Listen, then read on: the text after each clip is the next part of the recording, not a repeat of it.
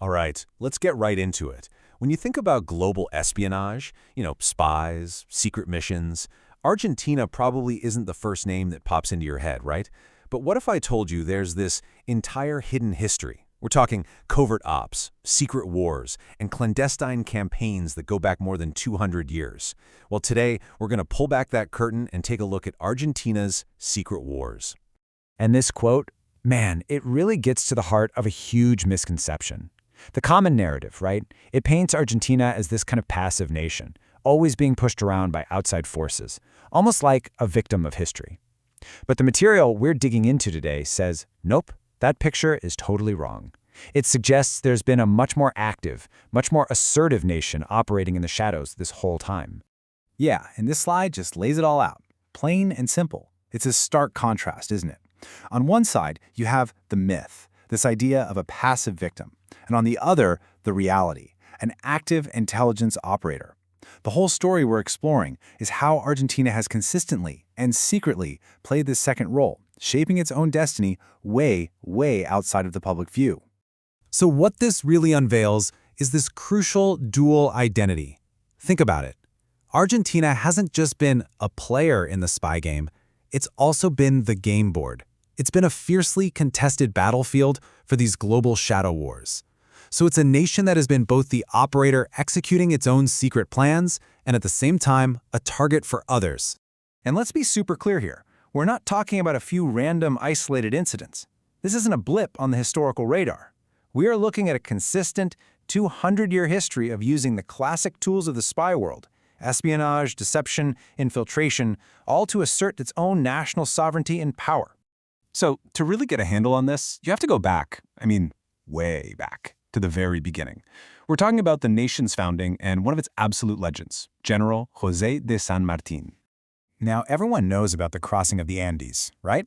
It's famous as this incredible feat of military genius and sheer bravery. And look, it was all of those things. But what was happening behind the scenes was an absolute masterclass in intelligence and deception. You could argue the victory was already locked in before a single soldier even started that climb. For the early 1800s, San Martin's strategy was unbelievably sophisticated. This wasn't just about brute force, not at all. It was this elegant three-step plan. First, you get your eyes on the ground with covert recon. Figure out what the enemy is doing. Second, you use strategic deception to mess with their heads. And third, you do your meticulous planning based on all that secret intel you've gathered. And just look at these tactics. This is some next-level stuff, especially for that era. His agents were out there planting forged dispatches, creating fake routes and phony troop movements to make the enemy look the wrong way. They even used local informants to spread misinformation. The whole point was to create so much chaos and paranoia that the Spanish command literally couldn't trust their own eyes and ears. Okay, so let's fast forward in time. That intelligence DNA, that instinct for covert action, it didn't just vanish. Oh no, it evolved. It adapted to the much more brutal, complex conflicts of the 20th and 21st centuries. We're talking everything from internal wars against insurgents to the global fight against international terror. This timeline here gives us a pretty clear roadmap of the key moments. First, you've got the 1970s, which were all about this brutal internal intelligence war against armed insurgent groups. Then, in 1982, those same kinds of tactics get turned outwards during the Malvinas War. And then, bam, the 1990s. The battlefield comes right back home when Argentina becomes a target of international terrorism, kicking off these incredibly complex intelligence battles on its own soil. Yeah, the 1970s. That was a time of just incredibly intense internal conflict. It was a true shadow war, fought in secret. You had the state intelligence agencies going head-to-head with armed leftist groups like the Montoneros and the ERP. And the key thing here is the agencies weren't just playing defense. They were on the offense, proactively trying to dismantle these groups from the inside out. And the number one weapon in that war? Infiltration. But we're not talking about simple spying here. This was a super complex, incredibly high-stakes game. It took operatives with just unbelievable psychological grit to go deep undercover, earn the trust of their enemies, and then feed back the intelligence needed to systematically tear these networks apart. And then, 1982, the Malvinas War. Now, on the surface, it looked like a conventional conflict. But underneath all that, it was a stage for some truly audacious covert operations. And what's just fascinating about this period is the sheer ambition of the plant. Take Operation Algeciras. This was a secret plan to send a team of commandos all the way to Gibraltar, in Europe, to sabotage British ships. I mean, that shows a real willingness to project covert power thousands of miles away from home, to hit the enemy in a place they would never ever expect. Which brings us to the 1990s, and this is when the battlefield tragically came home to Argentina. Two absolutely horrific bombings, one against the Israeli embassy in '92, and then the Amia Jewish Community Center in '94.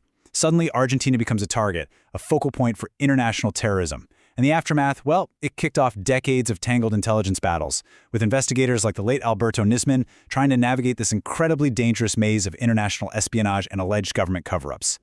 So when you look at all this history from San Martin's brilliant deception all the way to modern counterterrorism, you kind of have to take a step back and just rethink what it all means.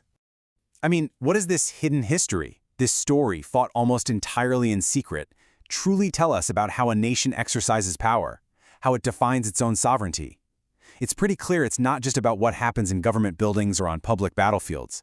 You know, I think this quote from the material we're looking at just nails it. Sovereignty is not asserted merely in open political arenas, but forged in shadows, with information wielded as a weapon and secrecy serving as both shield and sword. Wow, that's powerful. Real power is forged in the shadows. It's about using information as a weapon and secrecy as both your shield and your sword.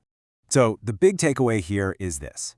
The story of intelligence and espionage, it's not some little footnote in Argentina's history books. It's not a side plot. No, it is absolutely central to understanding the country's entire political journey, its influence in the region, and its very identity.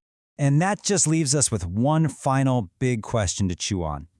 If this hidden history is true for Argentina, a country many of us thought we understood, then you have to wonder, how many other national histories out there are defined not by what we see on the surface, but by the secret wars fought and won in the shadows?